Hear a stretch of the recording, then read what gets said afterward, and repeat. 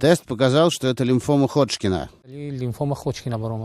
Саид Мурод сегодня привел своего 7-летнего сына Алиджона на очередной 4-й курс химиотерапии. У ребенка злокачественная опухоль в области шеи. Лечение может занять по самым оптимистичным прогнозам до 3 лет. Мы здесь Божьей помощью лечимся, чтобы не пошли метастазы, и болезнь не укоренилась, но собираемся на лечение в Индию поехать. Уже пообщались с тамошними врачами.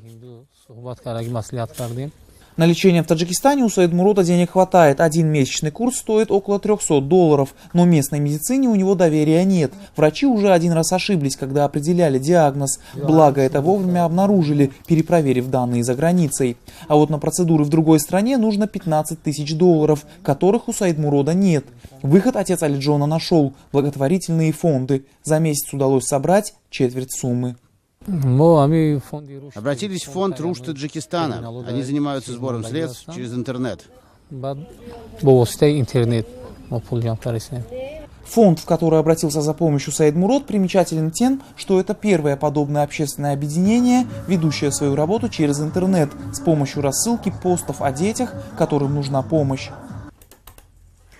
Информацию о фонде можно найти в любой соцсети. Достаточно набрать в поисковой строке «Фонд Рушд». Здесь у нас список детей, которым нужна помощь. Есть и другие благотворительные программы. Вот, например, сбор средств для пострадавших от наводнения этой осенью на востоке Таджикистана. Свою деятельность сотрудники объединения постарались сделать наиболее прозрачной. В соцсетях можно найти подобный отчет и квитанции о том, какая сумма была собрана и на что потрачен каждый доллар. Да, мы работаем и через социальные сети. Нас поддерживает и радио, и поддерживает СМИ. Мы стараемся обширно действовать, чтобы как можно больше людей знало о том, что детям нужна, конечно, какая-то помощь. За несколько месяцев благодаря деятельности фонда уже проведены 2 успешные операции детям с пороком сердца, а сегодня свои инвалидные кресла получили малыши из бедных семей по всей стране. Для них устроили также настоящий праздник с песнями, танцами и выступлением клоунов.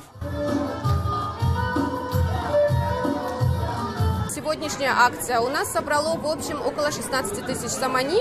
Мы приобрели 26 инвалидных колясок. Однако эти цифры лишь капля в море. В Таджикистане сегодня официально более 3000 детей с пороком сердца, а в год в стране проводят операции не более чем сотни из них. Детей-инвалидов еще больше, по данным ЮНИСЕФ более 30 000.